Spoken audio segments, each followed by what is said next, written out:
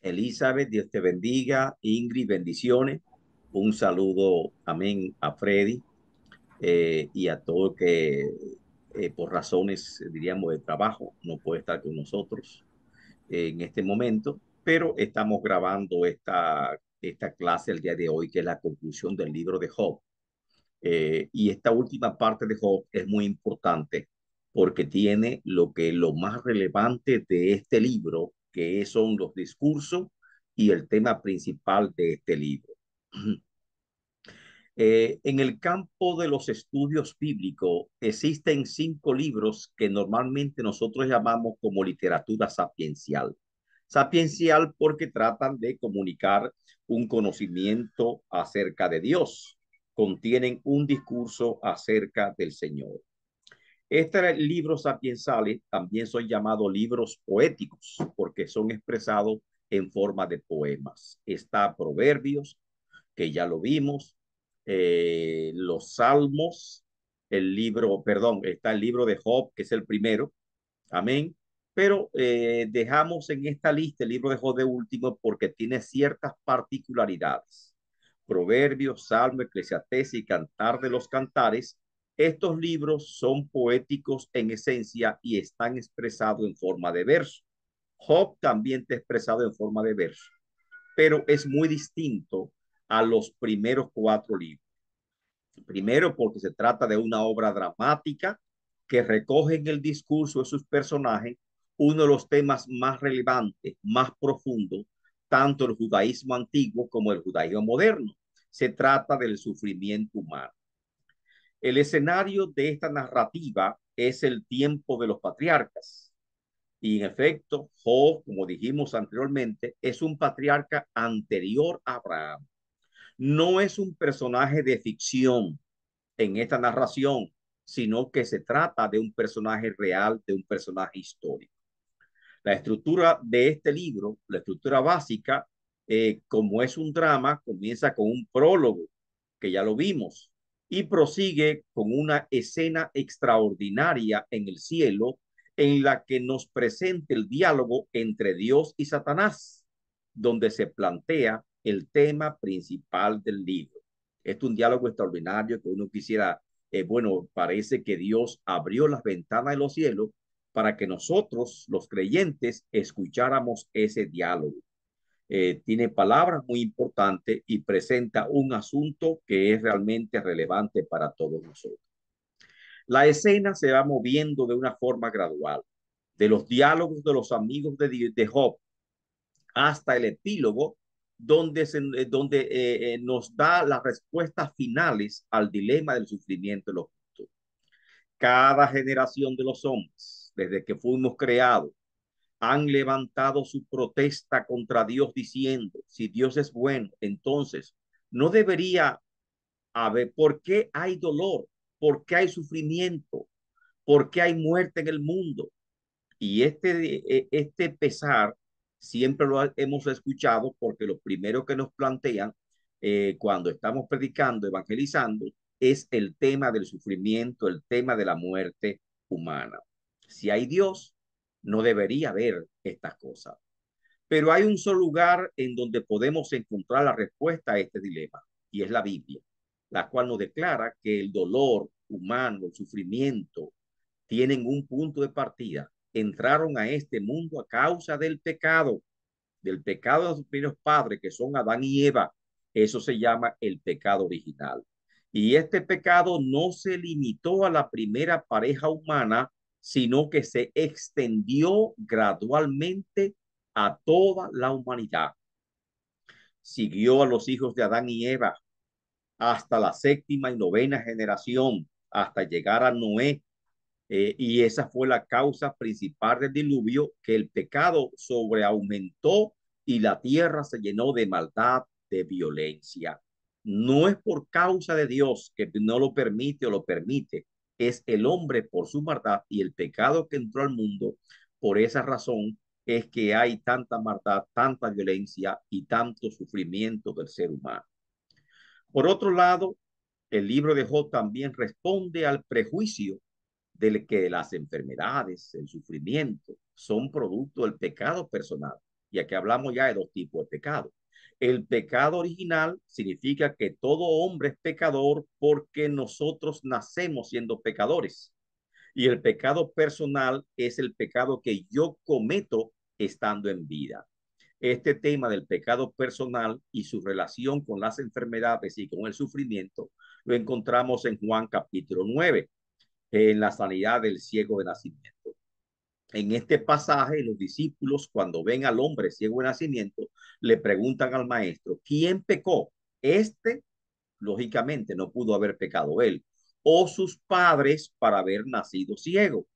Se quedaron perplejos, ya que dieron por hipótesis, vieron por sentado que la razón de la ceguera era producto del pecado personal y por lo tanto tal vez sus padres eran muy pecadores que Dios le permitió que naciera un hijo ciego.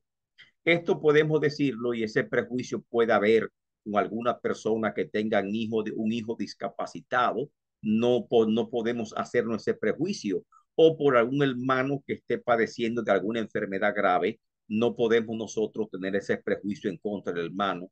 En lugar de socorrerle, darle nuestro amor, nuestro apoyo, en lugar de esto, hacemos prejuicio contra él. Eso es llama un prejuicio religioso. En realidad, este tema era muy avanzado en la época que se escribió el libro de Job. Es un tema filosófico que aún los griegos lo trataron, pero también el judaísmo antiguo trató este tema y encontramos que es muy avanzado para el tiempo en que se escribe el libro de Job. Pues, al parecer, los tres amigos de Job, incluyendo a Eliú, que es el cuarto amigo de Job, tenían los mismos criterios de que la razón principal de este dilema de Job, del sufrimiento de Job, de las calamidades que padecía Job, eran por causa del pecado personal de Job, porque Job era pecador.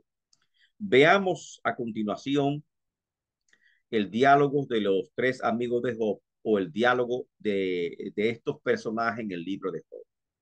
En los tres primeros ciclos de discurso, recordemos, hablamos del libro de Job, en el capítulo 3 comienza el primer discurso y Job hable con el discurso y es un discurso bastante deprimente, negro, oscuro, que Job habla en su dolor y maldice el día en que nació. Tal vez moralmente hablando, desde el punto de vista de la ley, este discurso pueda ser, diríamos, justificable, pero el punto de vista de la gracia, de la dispensación que estamos viviendo nosotros, nosotros no hablaríamos el lenguaje que usó Job en este discurso. Lo habló por su dolor, porque él mismo también se excusó que hablaba por su dolor. Y nosotros cuando estamos sufriendo, lo correcto es no quejarnos, porque lógicamente no lo haremos bien. Después de ese discurso de Job, que en el primer diálogo de discurso o primer ciclo de discurso, comenzando en el capítulo 3, Job comienza con el primer discurso y abre el primer discurso. Luego, de forma sucesiva, le siguen los tres amigos. Elifaz, Job le responde a Elifaz, Bildad, Job le responde a Bildad y Sofar. Ese es el primer ciclo. Hay un segundo ciclo que después que Job responde a Sofar, vuelve otra vez a Elifax con un segundo ciclo de discurso y así sucesivamente Bildad y Sofar. Cuando termina Sofar, vuelve otra vez Elifaz y así hay tres ciclos corridos de discurso los amigos de Job que parecen, ¿verdad? Diríamos uno tras otro de forma incansable, mucho diálogo que domina y que son presentando motivaciones, presentando argumentos, presentando razones. Todas estas razones son de origen religiosa, de origen filosófica, y todos estos diálogos tenían un solo tema, la retribución de Dios. Si Job era inocente, ¿por qué estaba sufriendo? Y correcto, entonces, lógicamente que Dios es justo y Dios paga a cada cual conforme a sus obras. Y si Job estaba sufriendo, entonces era obvio de que Job no era justo como él decía que lo era. Por lo tanto, el tema central de esta obra, del libro de Job, es el dilema del sufrimiento humano. Es decir, ¿por qué sufren los justos? tema que domina desde el primer ciclo de diálogo hasta el último ciclo de diálogo. Y finalmente el diálogo que se mucho dicen, el diálogo sensato de Liu, que vamos a verlo detalladamente, que la cual aparece al final de estos tres ciclos.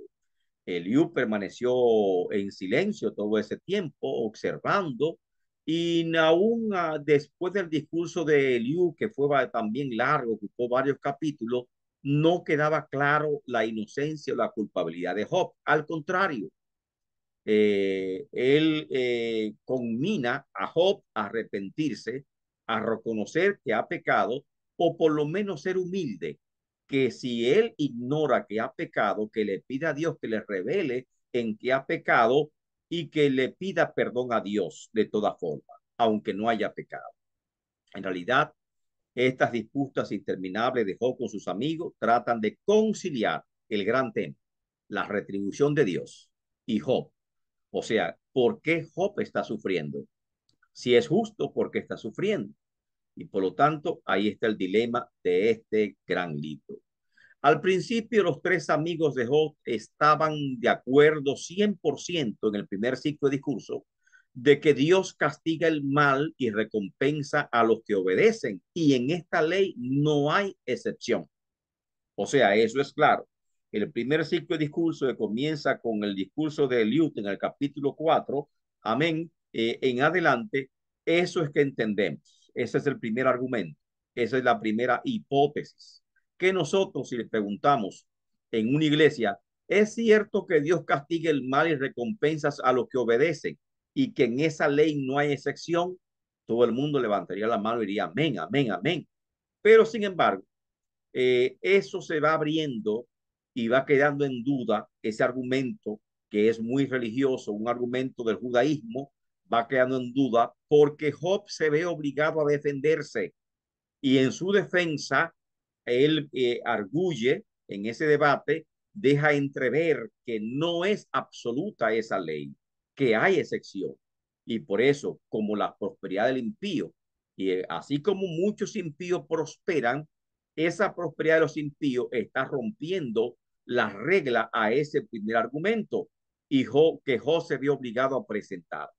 Esto es un tema que lo introduce Job en su defensa. Es cierto que Dios castiga el mal, es cierto que Dios recompensa a los que obedecen. Sin embargo, hay excepciones. Hay excepciones en que los justos que son inocentes sufren un daño, amén, y son como si fuese castigado por el cielo. Y hay excepciones también en que así como tú ves prosperar el malo, así también tú puedes ver a los justos que pueden sufrir. En los dos diálogos de Dios que aparecen al final, después de estos tres ciclos de diálogo entre Job y sus amigos, Dios interrumpe el discurso de Eliú, que es el último que habla. Job, en el capítulo 31, buscan en su Biblia, Job afirma su integridad. Otra vez más, Job está convencido de su integridad y la afirma. Y Eliú entonces interviene y habla, amén, habla al respecto, y Eliú justifica el derecho de contestarle a Job. Comienza a hablarle que a pesar de ser joven y que él estaba esperando lógicamente que la edad, los años de los demás amigos de Job fuesen de sabiduría y por lo tanto hicieran callar a Job. Sin embargo, no fue así. Y recordemos que ese último discurso de Eliú, que está en el capítulo 32, capítulo 33, 34, 35, 36, mire cuántos capítulos, 37, y es en el capítulo 38 que Dios toma la palabra y aparecen dos discursos de Dios. 38 y 39, primer discurso, 40 y 41, segundo discurso de Dios. Dios prácticamente tiene que, en ese largo discurso de Eliud, interrumpir a Eliud cuando él está hablando. Y Dios aparece desde un torbellino. Y desde el torbellino Dios habla y dice, ¿quién es este que oscurece el consejo con palabras sin sabiduría? Y con estas palabras hace callar a Eliud y comienza Dios a altercar en contra de Job, a confrontar directamente a Job.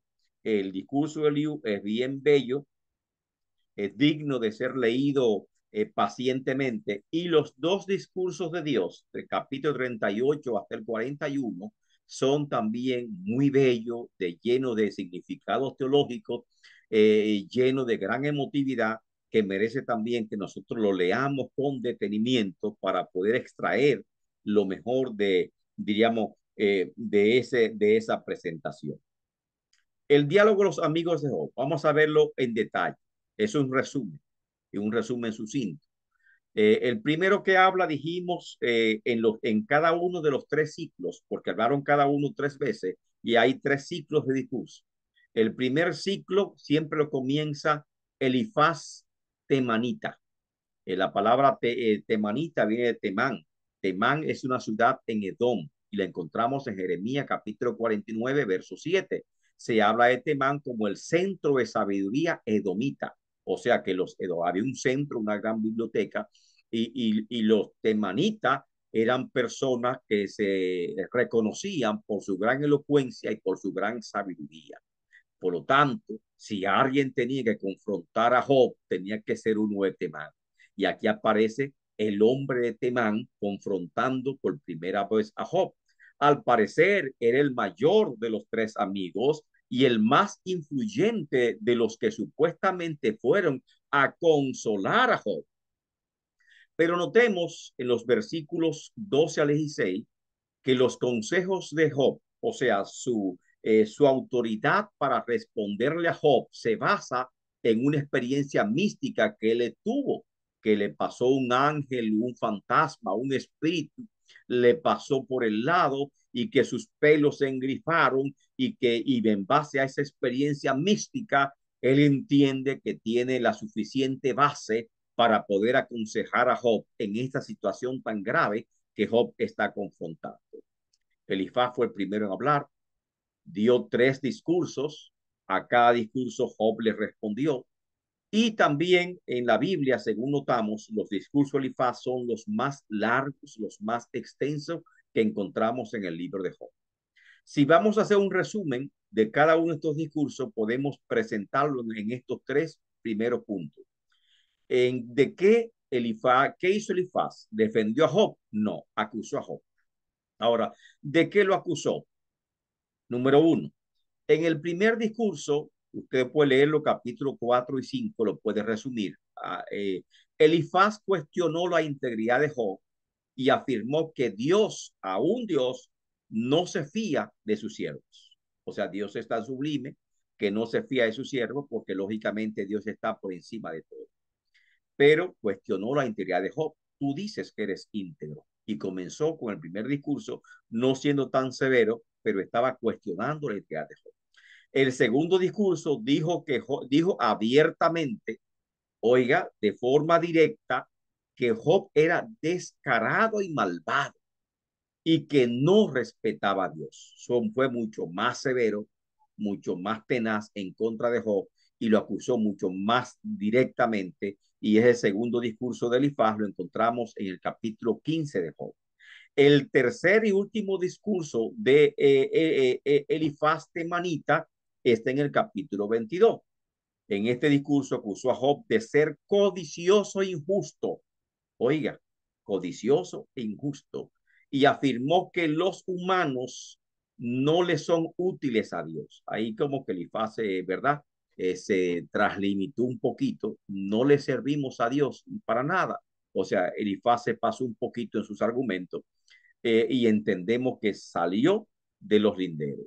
Esta postura que presenta Elifaz es una postura prodigna de los fariseos. Amén. Hablaban mucho y se jactaban de cumplir perfectamente la ley. Era muy estricta la ley. Así que este Elifaz Temanita cogió el estilo de los fariseos, o al contrario, los fariseos tomaron el estilo de Elifaz Temanita. Amén, de mucho hablar, de muchas palabras y no tener nada de misericordia y ser muy mordaz en cuanto a la acusación en contra de Job. El segundo amigo es Bildad. Él es de Sua y por lo tanto es Bildad suita.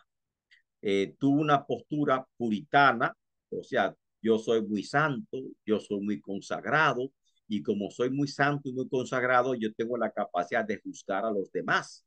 Los demás son pecadores, que entonces esa postura puritana de acusar a los demás y ser radical en su postura, como la postura de que Dios, diríamos, castiga al impío y que no hay excepción y que Dios bendice al que le sirve y no hay excepción, esa postura radical propia del judaísmo antiguo que tenía Bildad se ve en los discursos en los discursos del libro de Job. Elifaz también acusó a Job. Su primer discurso, Bildad insinuó que los hijos de Job, oiga, fue más lejos, no respetó el dolor, el sufrimiento que tenía Job por la pérdida de sus hijos, amén, de sus hijas que murieron. Tal vez que critique que la pérdida material no podría importarle nada, pero decirle a un padre, acusar a un padre que sus hijos murieron, amén, y que habían pecado y merecían lo que le había pasado, es un acto de poca misericordia de uno que supuestamente fue a aconsejarle a Job y dio a entender que Job tampoco temía a Dios. Ese discurso de Elifaz realmente fue bastante mordaz. El segundo discurso de Bildad declara que Job era un hombre malvado. Y también en ese discurso que fue amplio, en el capítulo 18, describe la suerte de los malos. Esa suerte de los malos es una forma de decir todas las calamidades que los malvados van a pasar como una forma de desentimarlo para que no sean malvados y vengan otra vez a la bondad con el Señor. O sea, una de serias advertencias en contra de la maldad. El tercer discurso de Bildad niega que el hombre pueda ser justificado delante de Dios y que ser fiel a Dios, oiga otra más, no sirve para nada. Oígase, es una postura un poquito, ¿verdad?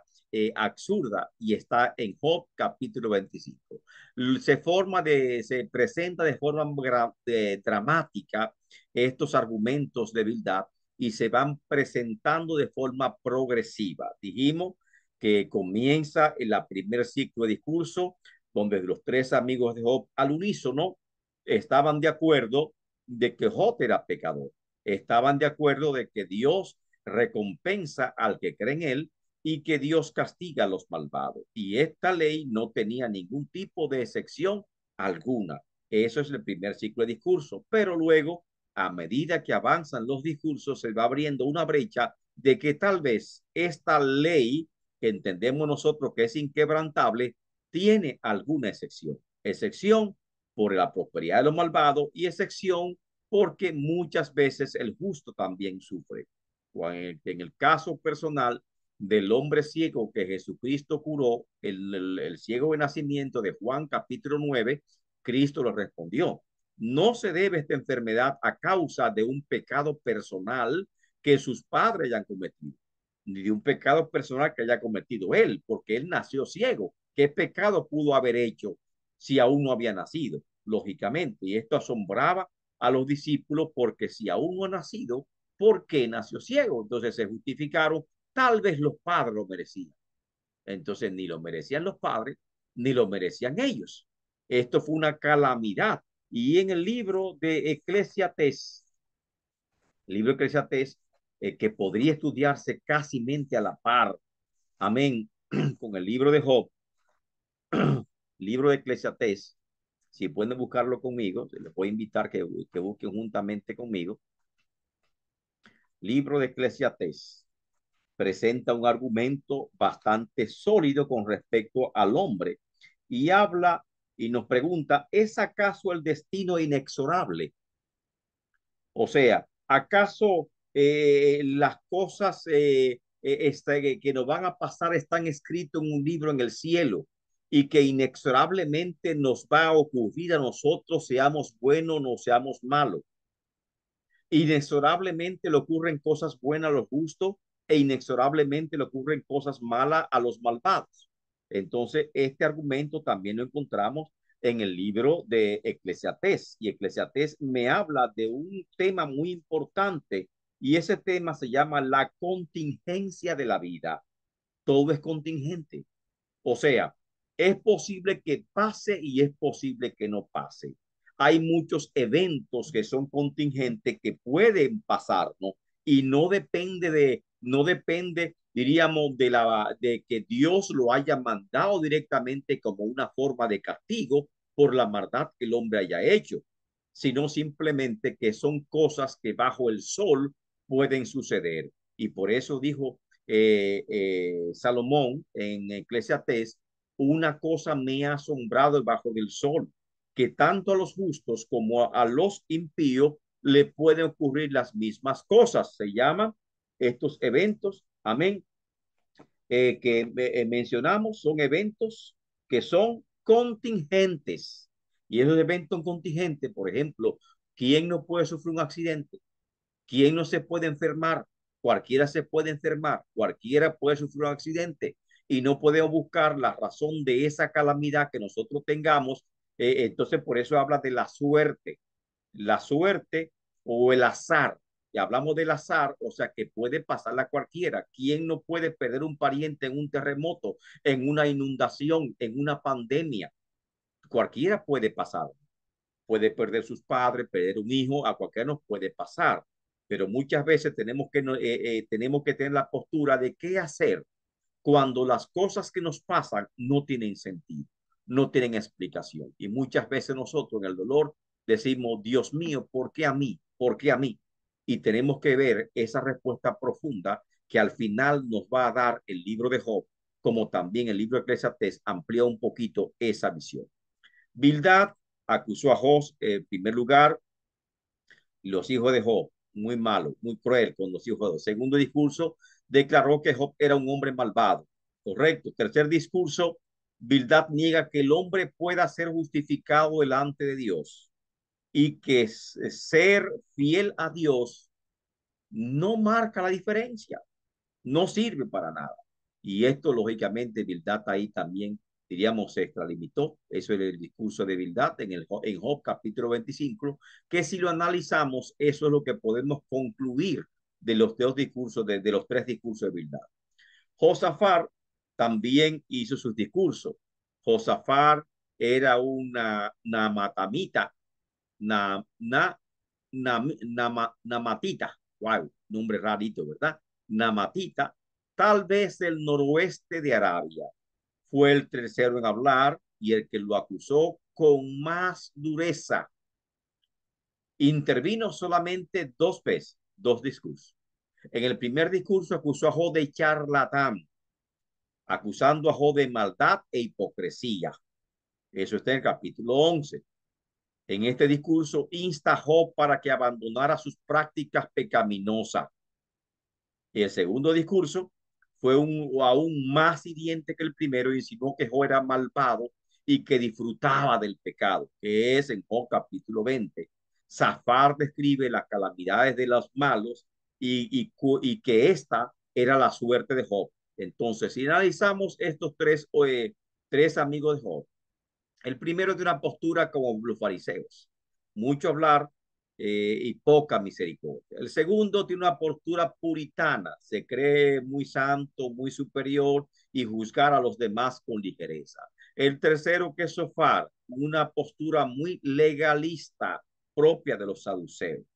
Y el cuarto discurso, que es el discurso de Eliú, que se dice que es un discurso muy sensato, siempre lo han dicho, pero yo me he cansado de buscar por qué el discurso de Eliú es tan sensato y no encuentro la sensatez que tenga el discurso de Eliú.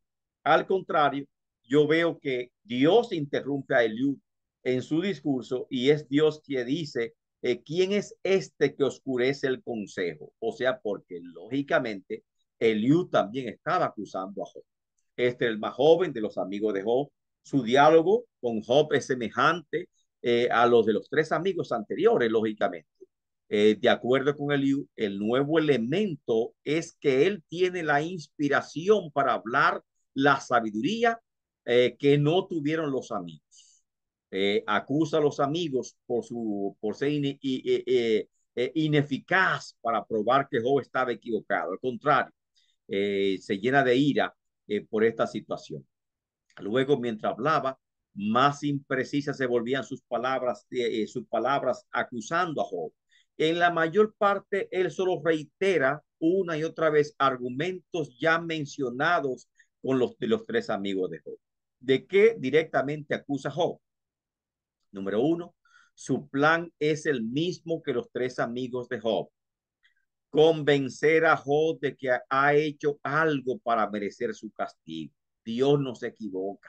Otra vez con la ley inexorable de que Dios castiga a los malvados y que por lo tanto en su justicia retributiva, Dios estaba haciéndole pagar a Job lo que él merecía.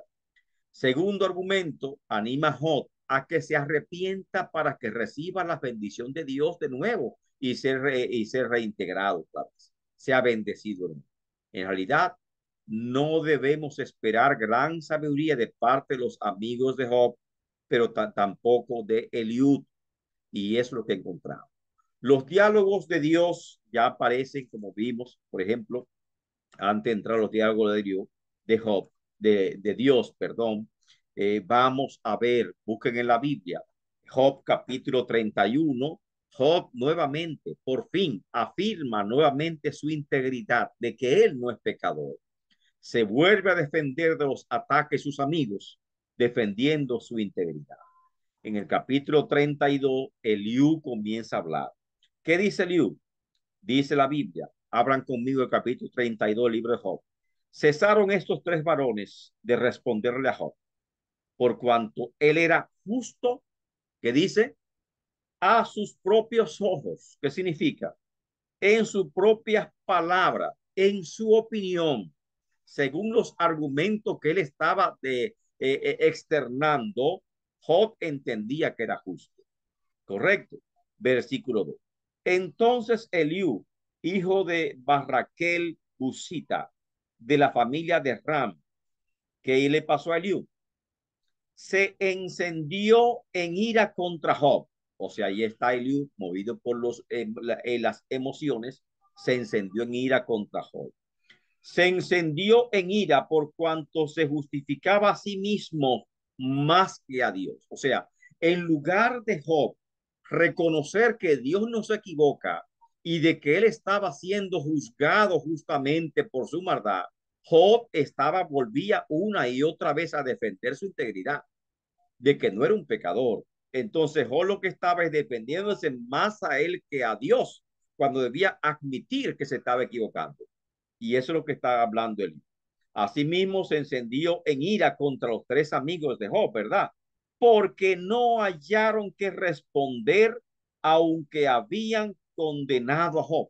Lógicamente, eso que estaba haciendo Eliú, condenado también a Job, pero después de tres secciones de discurso, después de tres series de discursos, ya los amigos de Job no encontraron palabra como responderle a Job y se quedaron callados.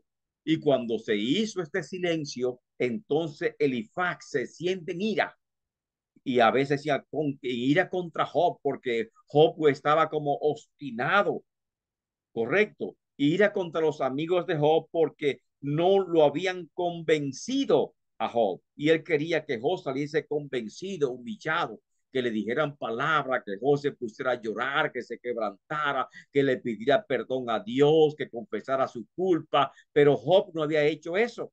Al contrario, Job una y otra vez había defendido su inocencia. Elío había esperado a Job en su disputa, porque es una disputa, un altercado, es un argumento que se están exponiendo, porque los otros amigos eran más viejos que él. Pero viendo Eliú que habían respondido en la boca de aquellos tres varones, se encendió la ira, se enojó Eliú. Lógicamente, propio de su juventud, correcto. Y respondió Eliú, hijo de Barraquel, Busita, y dijo, ¿qué dijo Eliú? Ahí estamos en el versículo 6, capítulo 32. Él dice, yo soy joven, vosotros ancianos. Esas son las primeras palabras que él dice. O sea, es como la Pablo que dice, no tengan ninguno tenga en poca tu juventud. Correcto. Yo soy joven, vosotros ancianos. Yo decía, los días hablarán. O sea, ustedes que son los años hablarán. La experiencia hablará. Como ustedes son más ancianos, la experiencia, amén, hablará. Y la muchedumbre de años va a declarar sabiduría. Yo decía lo que él pensaba. O sea, que pues, ellos, por ser mayores, por ser más sabios, iban a hacer callar a Job. Pero sin embargo, no fue así. Ciertamente espíritu hay en el hombre y en el soplo omnipotente le hace que entienda. No son los sabios los de mucha edad. Ahí comienza a justificarse por qué le responde a Job, ¿verdad? Ni los ancianos en entender el derecho. Por tanto, yo dije, escúchame, declararé yo también sabiduría. O sea, me animo a hablar porque no solamente los ancianos tienen sabiduría, también los jóvenes tenemos sabiduría, dice Eliud. Y como ustedes se quedaron callados, se encendió la ira de Eliud y comenzó a hablar. Versículo 11. Aquí, yo he esperado a vuestras razones. Y he escuchado vuestros argumentos, se repite, razones, argumentos, palabras que son sinónimas, se repiten en ese mismo verso. En tanto que buscabais palabras, o sea, estaban buscando palabras, estaban buscando argumentos, que prácticamente había tanto argumento que ya no sabía ni cómo responderle a Job ante la fuerza de la ante la fuerza defensa que Job estaba haciendo de su caso. Job decía, ¿quién me diera yo acudir al tribunal de Dios para yo presentar mi defensa directamente ante Dios? Para que sea alguien que juzgue entre mí, Dios, si estoy correcto o incorrecto. Una postura bastante enérgica, bastante fuerte, que sorprende a los amigos de Job y que Elifaz también está sorprendido. Dice, os he prestado atención. He aquí que no hay de vosotros quien redarguya a Job. O sea, a pesar de que ustedes son ancianos, son hombres sabios, no hay ninguno que raye al Job y responder a su razonamiento. Porque no digáis vosotros, hemos hallado sabiduría. Lo vence Dios, no el hombre. Ahora bien, Job no dirigió contra mí sus palabras, ni yo responderé con vuestras razones. O sea, no voy a usar su argumento. Dice, voy a usar los propios argumentos míos. Y entonces sigue hablando. Se espantaron, no respondieron más, hablándole a los amigos de Job. Se les fueron los razonamientos. Yo pues he esperado, pero no hablaban. Más bien callaron y no respondieron más. O sea, le cayeron las palabras, no respondieron más. Verso 20 dice, hablaré pues y respiraré. Abriré mis labios y responderé. No haré ahora excepción de persona, acepción de personas, ni usaré con nadie títulos lisonjeros. O sea, no me pondré un título de que soy sabio, de que soy de Temán, de que soy ilustre, de que soy un príncipe. No habrá título lisonjero ni palabra lisonjera, porque no soy lisonjero, sino que voy a hablar con libertad, dice Eliud. Pero ya en el capítulo 33 de ese gran preámbulo, Eliú comienza de inmediato a acusar a Job. ¿Mm? Job se justifica delante de Dios, comienza hablando. Entonces, y también comienza también comienza a grimir que Dios también nos puede hablar en el sufrimiento y confronta finalmente a Job. Dice, escucha Job, óyeme, calla y yo hablaré. Oye, hay un poquito de respeto, ¿verdad? Porque le dice a Job que calle, que no siga defendiéndose. Yo hablaré. Si tienes razones, respóndeme. Habla, porque yo te quiero justificar. Hay un poquito hipócrita, ¿verdad? Porque estaba acusando. Y si no, óyeme tú a mí, calla y te enseñaré sabiduría. O sea, está diciendo a Job que se calle. Amén.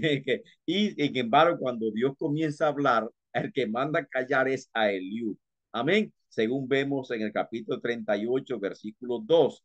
¿quién es este que oscurece el consejo con palabras sin sabiduría? Y ahí están los argumentos. Después de esos argumentos, pueden seguir leyéndolo, diré, al paso en sus casas, amén. Caemos en el capítulo 38 que finaliza en los argumentos de Eliú, que habla sobre un pietismo. El movimiento pietista habla de piedad, pero también es extremo. Los pietistas son extremos. Dicen que los pentecostales salimos del pietismo, del puritanismo, que son movimientos de santidad. Esos movimientos de santidad son estrictos con respecto al pecado. En este caso, si vamos a evaluar a estos tres amigos de Job como consejeros, la evaluación lamentablemente queda mal, porque ellos tenían primeramente que escuchar a Job, porque lo primero que hace un consejero es escuchar el sufrimiento humano. Segundo, no discuta con respecto a sentimientos, porque los sentimientos son personales y cada persona siente como siente. Simplemente tú tienes que escuchar los sentimientos, cómo expresan los sentimientos y dar libertad a las personas que expresen los sentimientos para que puedan purificarse interiormente, que puedan sanar interiormente, que es lo que tuvieron que hacer los amigos de Job. En tercer lugar, no puedes reprochar, y estaban reprochando y estaban acusando directamente a Job. Y esto correctamente como consejero, si lo vamos a evaluar, también ambos, los cuatro, aún teniendo a Eliú, amén, no actuaron directamente como buenos consejeros. Eso es la verdad. Muchas veces tomamos el libro de Job como un parámetro de consejería cristiana y si lo tomamos como parámetro de consejería cristiana, es lo que usted no debe hacer. Amén. No debe escandalizarse, no debe enojarse. Eliú se enojó, se encolerizó cuando está dando consejería. No debes mostrar tus sentimientos abiertamente, asombro, sorpresa. No. Tienes que ser ecuánime, tranquilo. No debes enojarte contra la persona que estás aconsejando bajo ninguna circunstancia. Tiene que ser objetivo, conservar la calma y la objetividad para aconsejar conforme a la palabra de Dios. Pero entiendo que en ese tiempo que se escribió el libro de Job, si es correcta la fecha en que nosotros hemos señalado, entonces no había la ley de Dios revelada, sino que Dios estaba revelando gradualmente aún de esos tiempos tan primogenios como el libro de Job, que luego sigue con la revelación que recibió Abraham en Ur de los Carteos cuando fue llamado y progresivamente se va revelando a través de los patriarcas y finalice llegando hasta Moisés, quien recibe la ley de Dios en el monte Sinai. Los diálogos de Dios, el nuevo elemento en el segundo ciclo es que el discurso de Eliú es interrumpido, como ya lo dijimos. Aquí se cumple el deseo de Job de encontrarse con Dios. Él le hablaba, ¿quién me diera que yo pudiese encontrarme con Dios y hablar con libertad cara a cara? Aquí se le cumplió su deseo. Ya Job se aparece, Dios se aparece en un torbellino ante Job y de inmediato Dios comienza a confrontar a Job. El lector ha estado esperando ver si Job finalmente se quebrantará. Y la esposa de Job le aconsejó, maldice a Dios en tu cara y muérete, descansa. Otros estaban esperando que Job se quebrantara, cayera, confesara que sí, que era finalmente era pecador. Y ahí había sido un final feliz. Amén. Yo creo que sí, que todo el mundo esperaba eso, que Job por fin admitiera que era pecador. Amén. Y ha sido un final feliz, fantástico. Dios no se equivoca. Y por lo tanto, tú estás sufriendo por causa de su pecado y tus hijos murieron porque también eran pecadores. O sea, Dios no se equivoca y todos esperaban ese final feliz, un final religioso feliz, pero no es así. Y la vida real tampoco es así, ¿correcto? Él se mantuvo firme, inquebrantable en su posición en defender su integridad. Ahora llegó el turno de Dios a hablar y Dios mandó a Job a callar para que escuchara su sabiduría. Los primeros ciclos de discurso, los tres primeros ciclos de discurso de los amigos de Job y el discurso de Eliud, podemos decir que representan la sabiduría humana, le presentan el conocimiento humano. el conocimiento filosófico de los hebreos antiguos, del judaísmo antiguo, porque es un conocimiento filosófico de los grandes griegos, los sabios griegos, un conocimiento filosófico, un conocimiento que podríamos llamar de hasta existencialista, un conocimiento religioso, un conocimiento práctico, pero no es el verdadero conocimiento, que es el conocimiento de Dios. Y ahora la sabiduría levanta su voz y levanta su voz la sabiduría, comenzando en el capítulo 38, como también el libro de Proverbios me habla de la sabiduría.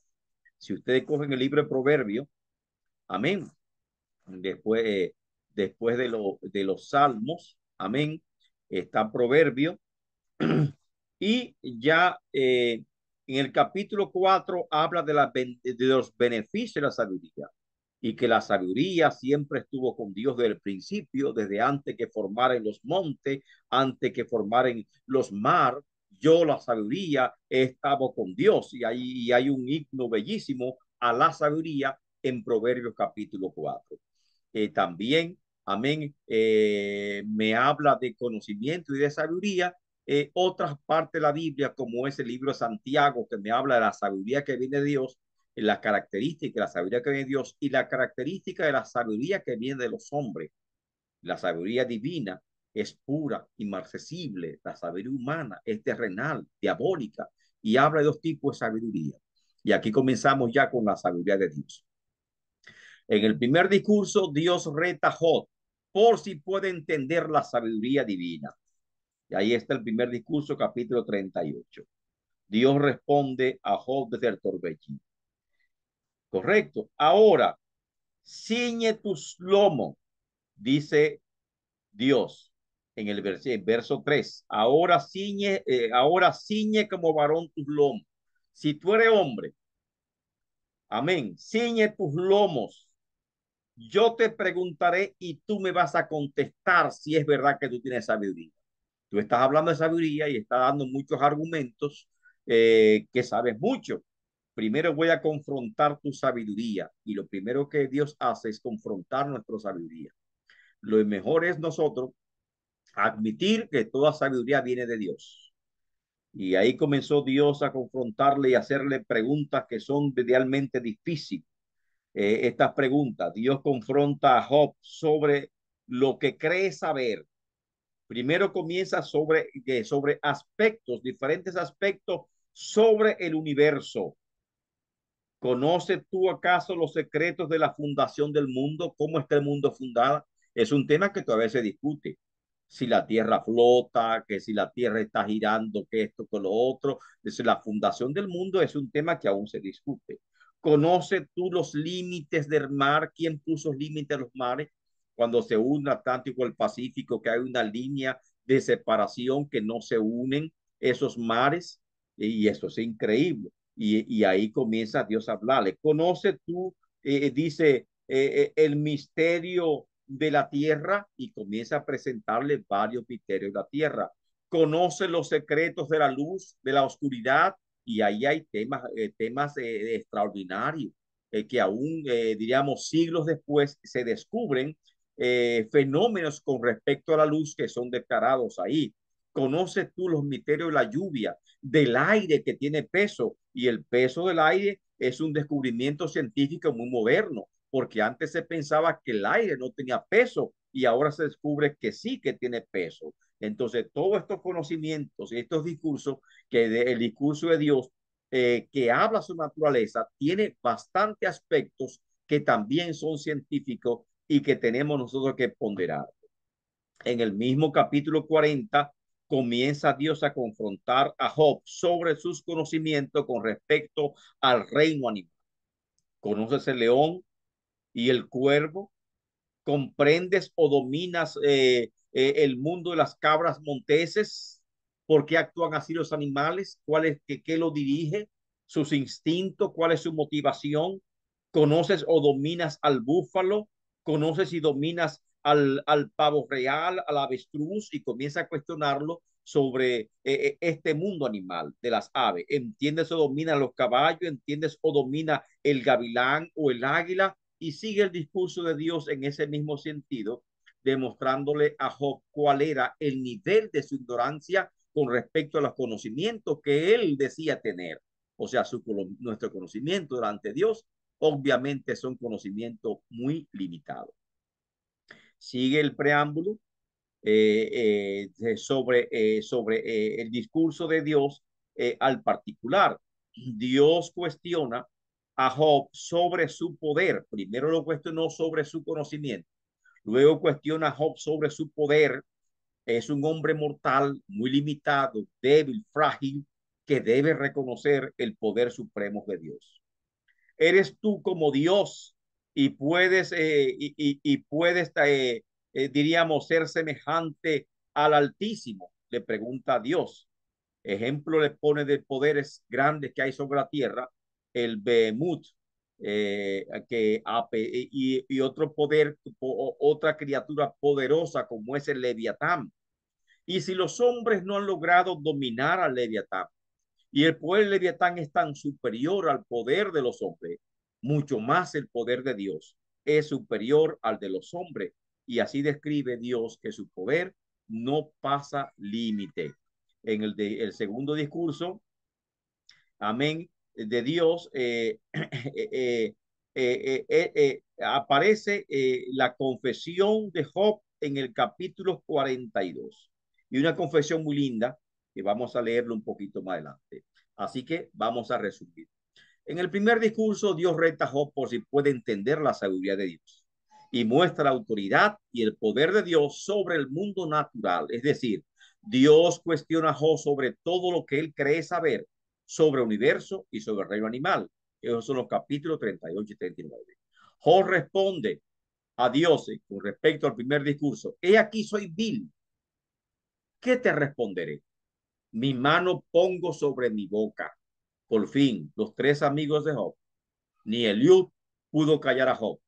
Ahora Dios habla con Job y Dios expresa su humillación ante Dios y pone su mano en su boca porque entiende que no puede enfrentarse a Dios. Estaba anhelando del primer capítulo. ¿Quién me diera que Dios bajara a hablar directamente conmigo, me confrontara para yo retar a Dios? Ahora Dios baja sobre un torbellino y habla con él. Y él simplemente dice, soy vil. ¿Qué te responderé? Mi mano pongo sobre tu boca. Es una señal de humillación. Quedó quebrantado delante de Dios finalmente. Y ahí podemos dar en esa obra un gran aplauso. Amén. Cuando José quebranta delante de Dios. Ahí hay expectación, ahí está llena de emoción. Amén. Porque es el desenlace que todos estaban esperando. Que por fin Job se quebrantó. Y ahí queda Job quebrantado. En el segundo diálogo, Dios cuestiona a Job y le muestra su debilidad y le pregunta, ¿eres tú como Dios? ¿Te puedes salvar a ti mismo? El hombre está indefenso ante el poder de Behemoth, que es un animal primitivo, antiguo, que no sabe qué es a ciencia cierta, tampoco el poder del Leviatán, que se dice que es una gran ballena, que es un monstruo marino. Hasta ahora no ha llegado noticia o evidencia de lo que es Behemoth ni el Leviatán, no aparecen, ¿verdad?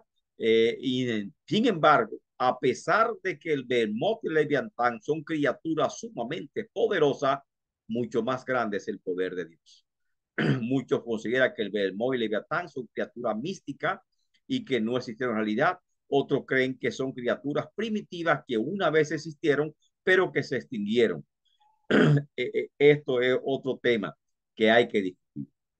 El capítulo 42 termina con la confesión de Job ante Dios de manera dramática. Eso lo encontramos del versículo 1 hasta el 6. Job dice, yo conozco que todo lo puedes y que no hay pensamiento que se esconda del ti. Eso es todo el capítulo 1, versículo 2. Y esa es la confesión de Job. No hay nada imposible para Dios. Amén. No hay pensamiento que se pueda esconder de ti. Eso es grande, ¿verdad? Que Dios ya conozca los pensamientos aún de lejos, nuestros pensamientos, y que no hay ningún pensamiento que se pueda esconder de Dios. Eso es el versículo 2. Versículo 3. Yo hablaba cosas que no entendía, cosas demasiado maravillosas para mí. O sea, perdona mi ignorancia. Amén. Entonces, ante Dios, ante el conocimiento de Dios, por más sabio que el hombre sea, el hombre es un ignorante ante Dios. Y ahí Job está quebrantado. Capítulo 41 y 42, de 42, ahí vemos el quebrantamiento de Job. Yo hablaba cosas que no entendía, cosas demasiado maravillosas o demasiado sublimes para mí. Y finaliza hablando de su experiencia personal con Dios, que este sufrimiento que atravesó Job, este dolor, y verdaderamente muchas veces el sufrimiento, el dolor, como que nos acercan más a Dios. Recuérdese que muchas veces Dios desea acercarse a nosotros y nosotros no queremos acercarnos a Dios. Abraham lo tuvo que probar pidiéndole a su propio hijo, amén, como ofrenda. Y Abraham tuvo que humillarse delante de Dios. Y por su humillación y por su fe, su confianza de que Dios podía levantarle a su hijo aún de los muertos, Abraham se convierte en el padre de la fe porque le creyó a Dios. Y ahora Job, en esa confesión que hace en el versículo 6, es muy linda. Muchos predicadores han hablado de esta confesión que es tan preciosa. Cuando Job dice, de oída te había oído, o sea, yo te escuchaba, es una experiencia personal. Cada creyente debe buscar, procurar esa experiencia personal con Dios. La religión no es una religión vacía, es una religión personal. Cada uno de nosotros tiene que conocer a Dios de manera íntegra y de manera personal. Y decir como Job, mas ahora mis ojos te ven. Por tanto, dice Job, me aborrezco y me arrepiento en polvo y ceniza. Bella confesión. Entonces ya en los capítulos, en los versos finales, del 7 al 17, aparece la restitución o la reintegración de Job, que es la parte que todo el mundo estaba esperando, que, que Dios bendijo a Job y le multiplicó lo que había tenido. En el libro de Job aparecen algunas figuras que son muy importantes. Ya vimos a Dios en el libro de Job, cómo se presenta a Dios, el Padre. Ahora, ¿cómo se presenta a Cristo en el libro de Job? En el libro de Job podemos ver a Cristo como el siervo sufriente de Isaías 53, el cual asumió nuestro sufrimiento como suyos propios. Job es un tipo de Cristo, correcto. Así como Job llevó el sufrimiento, Cristo llevó nuestro padecimiento, nuestro dolor, nuestros pecados, lo cargó, siendo inocente, no siendo culpable, llevó sobre él nuestros pecados y lo llevó tan tal muriendo por nosotros en expiación. De esta forma, Cristo cumplió las demandas de la justicia de Dios, de retribución por la culpa. También Cristo es presentado en el libro de Job, específicamente en Job 19:25, en una expresión que da Job en su defensa. No encontrando palabras, él simplemente se lanza a la fe ciega, a la fe que no necesita prueba ni evidencia, a la fe rotunda y dice, yo sé que mi Redentor vive y que al final se levantará, triunfará sobre la muerte. O sea, no importa que yo muera de esta enfermedad, yo sé que soy justo y yo sigo apoyando mi justicia en Dios. Y muchas veces interpretamos esto, lo interpretamos, diríamos, en sentido cristológico, que es como si fuese una palabra que tiene doble cumplimiento, doble referencia profética.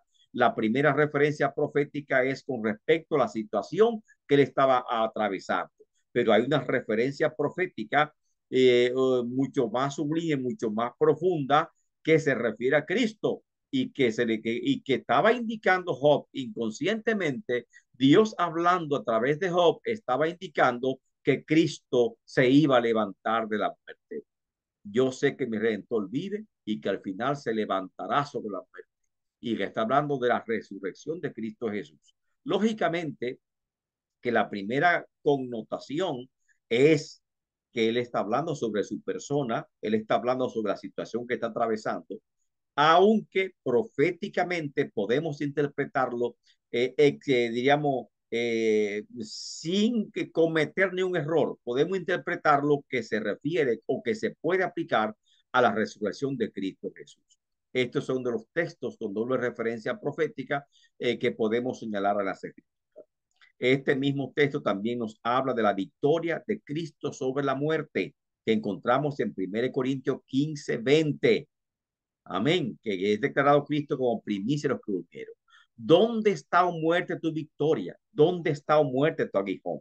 Y esa victoria de Cristo sobre la muerte, amén, es presentada en Job capítulo 19, versículo 25. Finalmente hay un contraste entre Job y Jesucristo como mediador. Contraste. Por lo cual Job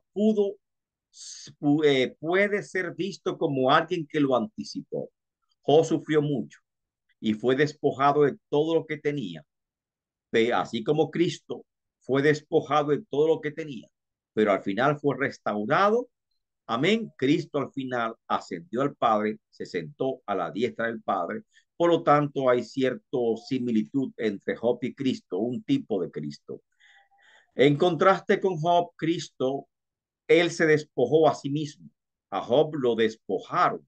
Cristo se despojó a sí mismo, tomando forma humana, siendo siervo, y sufrió, porque él mismo dice, no, nadie me quita la vida, yo le entrego. Sufrió hasta lo sumo, como dice Pablo en Filipenses capítulo 2, versículos 7 al 11. Cristo fue perseguido por hombres, por los demonios, se sintió abandonado por Dios. Tal vez la misma experiencia lo vivió Job cuando fue perseguido por los amigos, personas de su confianza que tal vez que él pensó que iban a alentarlo. Sin embargo, fueron lógicamente con sus látigos a golpearlo con sus palabras.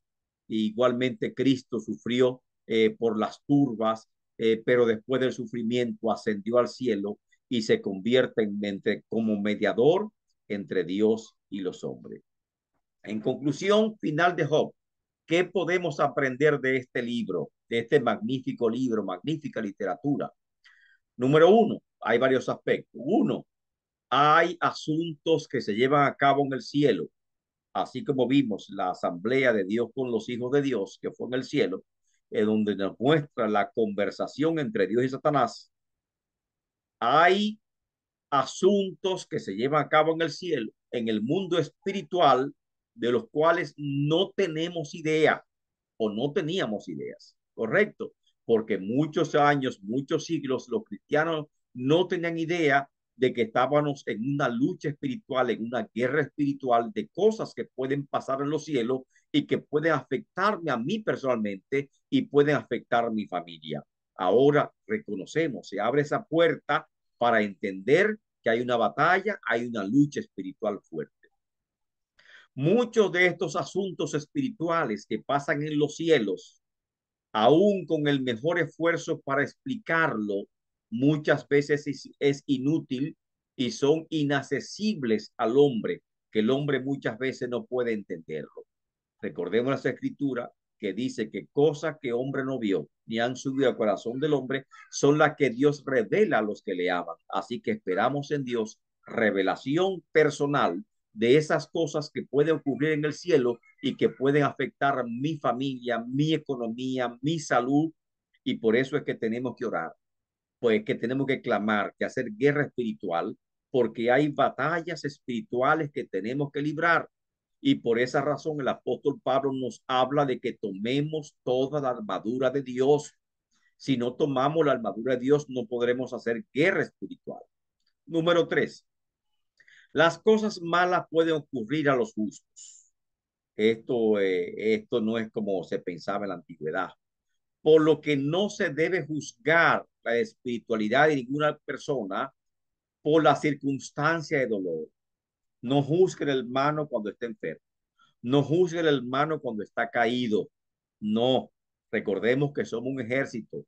No vamos a hacer leña el árbol caído. No, estamos para levantarle, para socorrer. Número 4, el creyente en medio del sufrimiento no debe nunca abandonar a Dios, sino acercarse a Dios, confiando en su sabiduría. Y aunque no entienda lo que Dios hace o lo que Dios permita, que da lo mismo, porque muchas veces uno decimos, no, no es Dios que lo envíe, simplemente la voluntad permisiva de Dios. Pues para hablarte claro, no importa lo que Dios haga o lo que Dios permita que ocurra sobre tu vida, amén, tú debes de confiar absolutamente en el Señor. Y finalmente, El sufrimiento puede ser intenso, pero al final Dios nunca nos abandona, sino que nos dará nuestra recompensa. Recordemos lo que dijo el apóstol Pablo, que los padecimientos del tiempo presente no son comparables con la gloria venidera que en nosotros ha de manifestarse. Y también lo que dijo Pablo, que Dios nunca permitirá que nos seamos tentados más allá de lo que podamos resistir y que juntamente con las pruebas nos va a dar, amén, la salida. Y lo que dijo el apóstol Santiago, amén, que cuando seamos tentados, cuando seamos probados por diversas circunstancias en la vida, nunca digamos que somos tentados o probados por parte de Dios. Amén. El pecado viene de nuestro interior, de nuestra carne, de nuestra concupiscencia, nuestros deseos, nuestros anhelos psicológicos más arraigados, y por esa razón el pecado, una vez consumido, da luz, lógicamente, la muerte, porque la consecuencia del pecado y la paga del pecado es siempre la misma, que es la muerte. De esta forma llegamos al final de este libro extraordinario, que es el libro de Job, esperando que podamos sacarle el mayor provecho posible, que lo podamos leer otra vez con detenimiento. Apenas presentamos un breve resumen. Amén. Me hubiese gustado analizar cada uno de los discursos, los amigos de Job, pero requiere bastante tiempo, ¿correcto? Y también, como vimos superficialmente, el discurso de Eliud, amén. Y el discurso de Dios también debió verse mucho más profundo. Pero este libro es un libro extraordinario, de una belleza extraordinaria, con un tema extraordinario, que insto, amén, que sea simplemente como un aperitivo, amén, para que ustedes puedan irse luego a su casa, tomar la Biblia y comenzar a devorar, amén, el libro de Job, porque es un libro con grande enseñanza espiritual, que vamos a aprender mucho de Dios, pero sobre todo vamos a aprender mucho de lo que es el sufrimiento humano. Dios le bendiga, Dios le guarde. Nos veremos en una próxima entrega, si así el Señor lo permite.